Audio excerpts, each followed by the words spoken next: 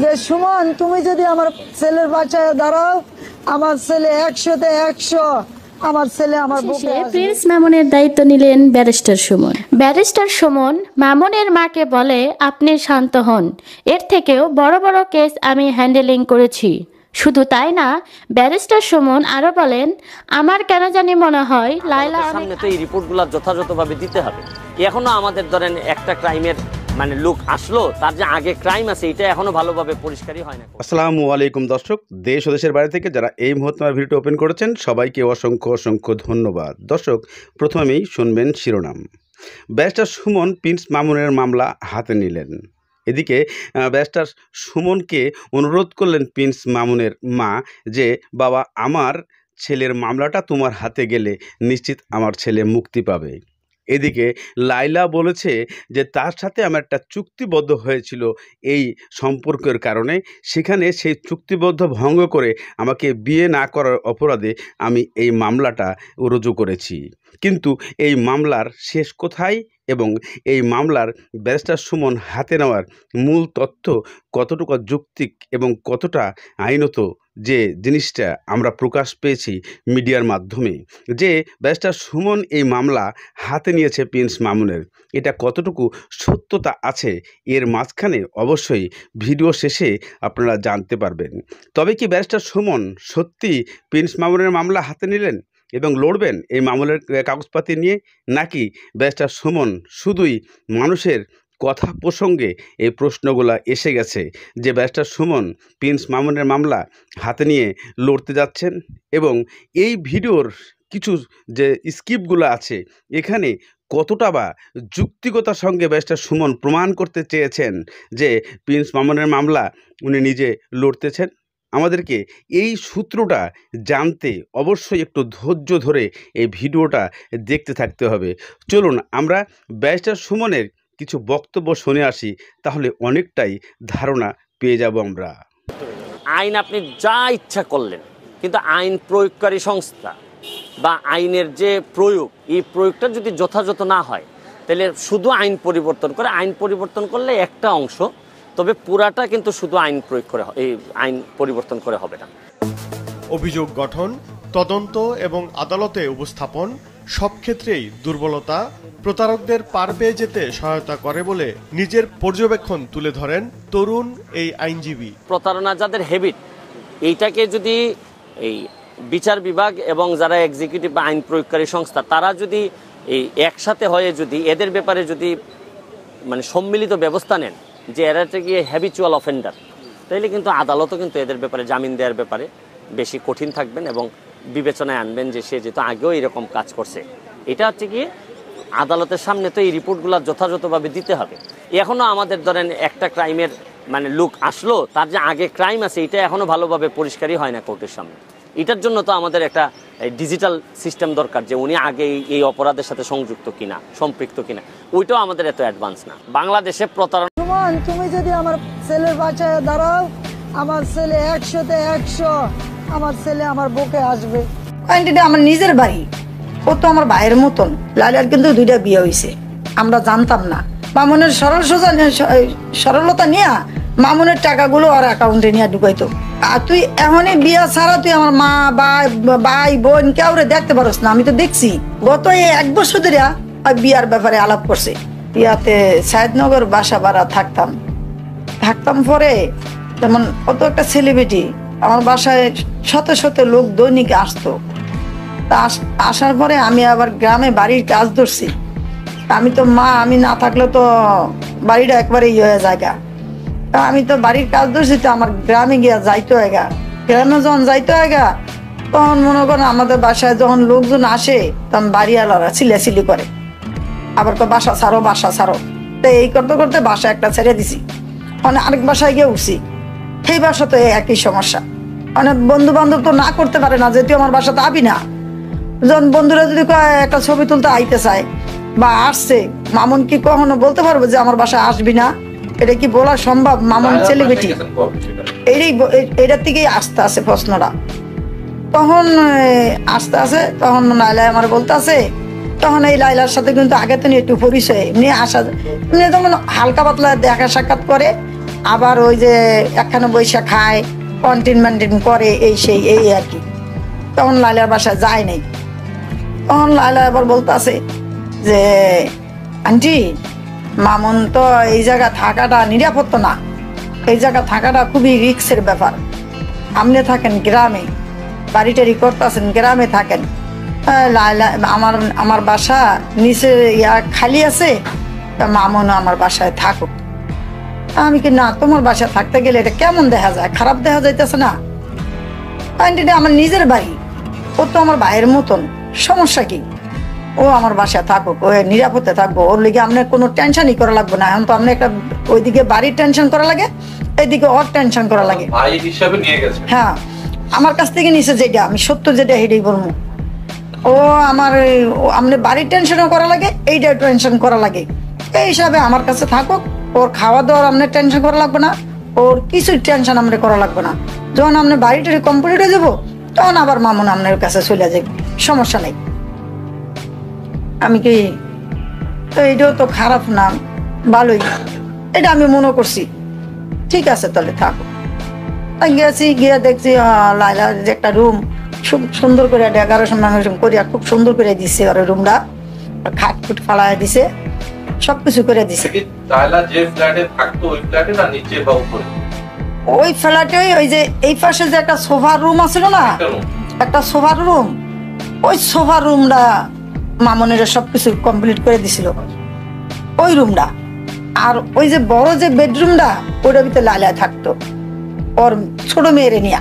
আচ্ছা, একই ফ্ল্যাটের ভিতরে? হ্যাঁ, আর ওই ওর ছোট মেয়ে যেটা থাকে, এটা ফাঁকি রুম ছিল, তারে থাকে। আমরাও গিয়া মাঝে মাঝে মামুনের কাছেই, আমি মাঝে মাঝে আসলে, মাঝে যদি আমি আসতাম, আসলে গিয়া দেখা করে আইতাম। আচ্ছা, এদিকে আপনারা ব্যারিস্টার সুমনের কাগজপাতির তথ্য নিয়ে কিছু কথা শুনেছেন। কি কাগজ সেখানে সংগ্রহ করতে হবে এবং কি ধরনের কাগজ এখানে মজুত রাখতে হবে, যা এই মামলার জন্য যৌক্তিকতা এনে দিবে কোর্টের মাধ্যমে।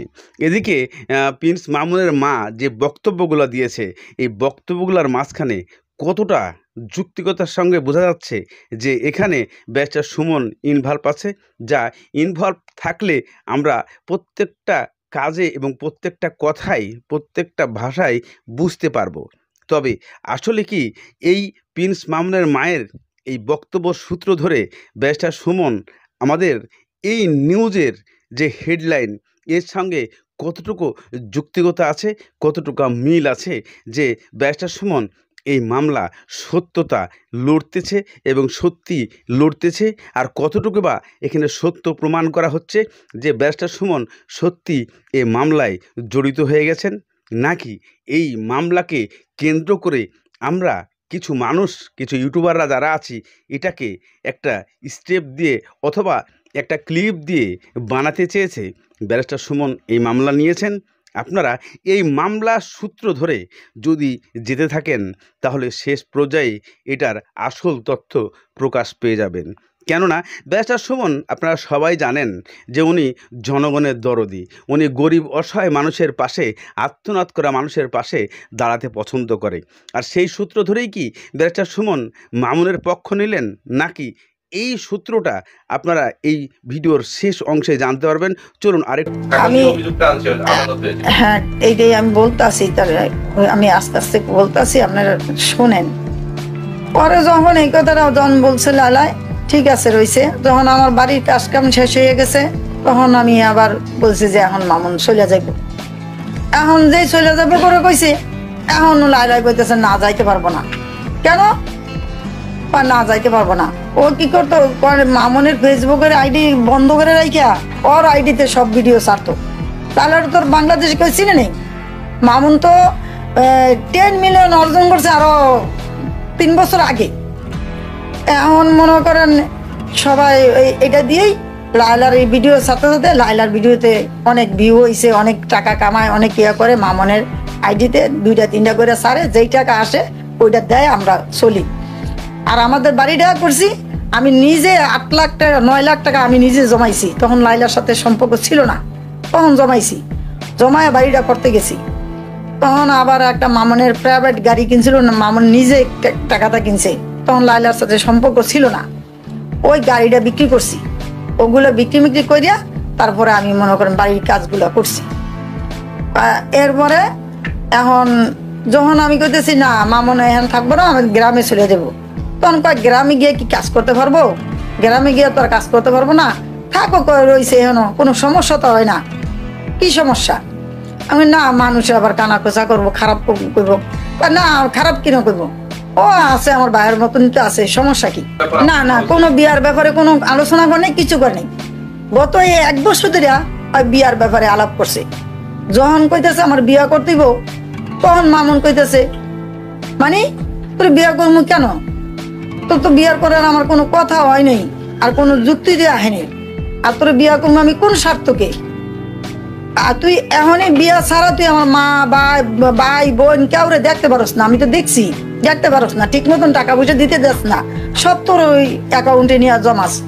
মামুনের সরলতা নিয়ে মামুনের টাকাগুলো আর অ্যাকাউন্টে নিয়ে ঢুকাইতো, তা আমাকে চাইলে অল্প অল্প কিছু কিছু দিত, সেটা তো কোনো রকম খাইতাম চলতাম। এখন ওই লাই কি করতো, এরকম করতো, করার পরে কয় ঠিক আছে তুই আমার, আমি ফোলানি নিতে চাই, নিতে দেয় না। এটা নিয়ে কিন্তু আমাদের বাসায় বিশাল ঝগড়া হয়েছে। ও যেই জায়গা চাকরি করে, এটা মনে হয়েছে এখন, ওই যেই জায়গা চাকরি করে ওই জায়গা অফিসে আপনারা দরকার পড়লে যাইবেন, ওই জায়গার অফিসের কিছু স্টাফ আছে, কিছু লোক আছে, বড় বড় অফিসার আছে কিছু, ওর আন্ডারে ওর নিচে যারা চাকরি করে ওই লোকগুলো আছে। ওর বাড়ির ড্রাইভার ছিল, গাড়ির ড্রাইভার। ও আমার বাসায় গিয়া যখন ঝগড়া করছে এটা নিয়ে, তখন কিন্তু ওটা নিয়ে বিরাট ঝগড়া হয়েছিল, অনেক ঝগড়া হয়েছিল। মামনের একটা এসি কিনা দিছে, এসিটা খুললে আনতে গেছে, তখন আমি কইছি এসিটা খুললে নিয়া তুই শিগগিরই আমার বাসার বাইরে, আর কখনো আমার বলার কাছে আবি না। লাস্টে যখন ঝগড়া লড়া হয়েছে, হওয়ার পরে হয় কি করলো, আবার এসিটা থুইয়া ওই বেটাকে সামনে আমি ও খারাপ বুড়া কথা বলছি, মিথ্যা কথা কমু না, রাগের ঠেলে অনেক কথাই বলছি। কেন তুই ভাই বানায় এখন আবার এই কথা কস লিগা, আজকে এগুলো কি কস, তোর বয়স কি আর ওর বয়স কি? লাইলার কিন্তু 2টা বিয়ে হয়েছে, আমরা জানতাম না। আমি যখন গেছি দেখছি মেয়ে 2টা, তখন জিজ্ঞাসি কারা, আমার বোনের মেয়ে, বোনেরা বিদেশ থাকে, বোনের মেয়ে। আর মামনের কাছে বলছে বলে কাজিন নাকি, কাজিন পাই কি রেখছি না, আমার কইছে বোনের মেয়ে। তা আমিও সবার কাছে কইছি ওর বোনের মেয়ে। এখন আর ওর যে 2টা বিয়ে হয়েছে তাও জানতাম না, এই মারামারির পরে এগুলা বাস্ট হয়েছে। এখন এই করিয়া এখন মামুন কইতেছে তোরে মামনেরা কইতেছে বিয়া করতে হইব, আমারে বিয়া করতে হইব। এখন আমি কইতেছি কিভাবে বিয়া করবো, তোমার বয়স কি ওর বয়স কি? ক্লিয়ার। তো বন্ধুরা, এতক্ষণ আপনারা শুনলেন প্রিন্স মামুনের মায়ের বক্তব্য। আপনাদের বোঝানোর ক্ষেত্রে ব্যারিস্টার সুমনের ভিডিও আমরা শেষের দিকে রেখেছি, যার কারণে আপনাদের ফুল ভিডিওটি বুঝতে সুবিধা হয়।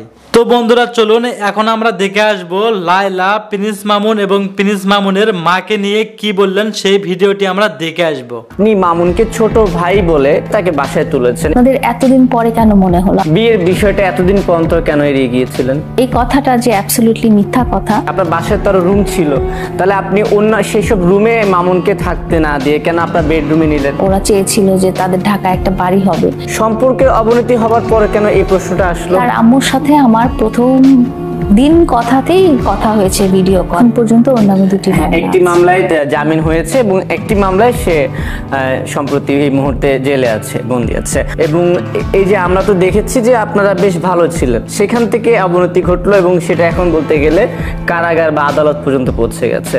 আসলে মূল ঘটনাটা আগে জানতে চাই, তারপর আমি আপনাকে আর প্রশ্ন করব। আসলে আমাদের সম্পর্কটা একেবারেই ওপেন ছিল সোশ্যাল মিডিয়াতে।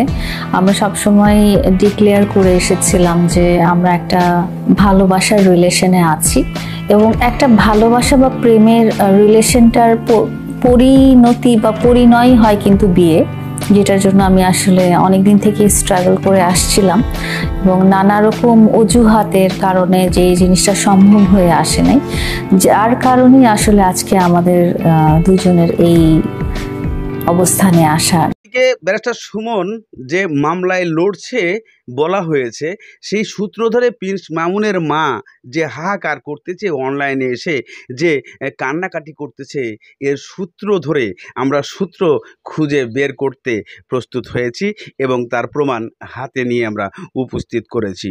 এদিকে বিশেষ করে ব্যারিস্টার সুমন যে মামলাটি নিয়েছে এটা কতটুকু সঠিক আপনারা কিছুক্ষণের মধ্যেই পেয়ে যাবেন। কিন্তু এখানে সবচেয়ে বড় আকর্ষণ হয়ে দাঁড়িয়েছে প্রিন্স মামুন এবং লাইলা। প্রিন্স মামুন এবং লাইলার কিছু তথ্য আমরা সময় টিভি থেকে লাইভ কালেক্ট করেছি, যেখানে বর্তমানে লাইলা বলেছিলেন যে এই মামলার সূত্রটা কোথায় কিভাবে ঘটেছিল। উনি বলেছিল যে আমাদের মধ্যে একটা কঠিন সম্পর্ক ছিল যেটা ভালোবাসায় পরিণত হয়ে যায়। এরপরে মামুনকে তার বাসায় নিয়ে যায়, একটা দায়বদ্ধতার মাঝখানে থেকে ভালোবাসার পক্ষ নিয়ে সেখানে বলা হয়েছিল যে মামুন তাকে বিবাহ করবে। তাকে বিবাহ না করে মামুন তার নিজের ইচ্ছা মতো চলে যায় অন্য জায়গায়। তখন লাইলা তার প্রতিশোধমূলক এই ঘটনাটাকে আজকে মামলায় পরিণত করে ফেলায়। তবে এই লাইলার এই মামলায় জিততে পারবে কি লাইলা? এদিকে লাইলার উকিল বলেছেন যে কোনো ক্রমেই লাইলা একাই এই জিনিসটা করতে পারেন না, ওনারা জেলে থাকলে দুইজনকেই থাকতে হবে। তবে তাহলে ব্যারিস্টার সুমন কোথা থেকে আসলেন এখানে, যা আমরা আজও বুঝতে পারছি না। এদিকে এই মামলার সম্পূর্ণ তথ্য একটা ভিডিও কাট করে আনা হয়েছে, এখানে কোনো পক্ষে ব্যারিস্টার সুমন এর সাথে নেই, এটাই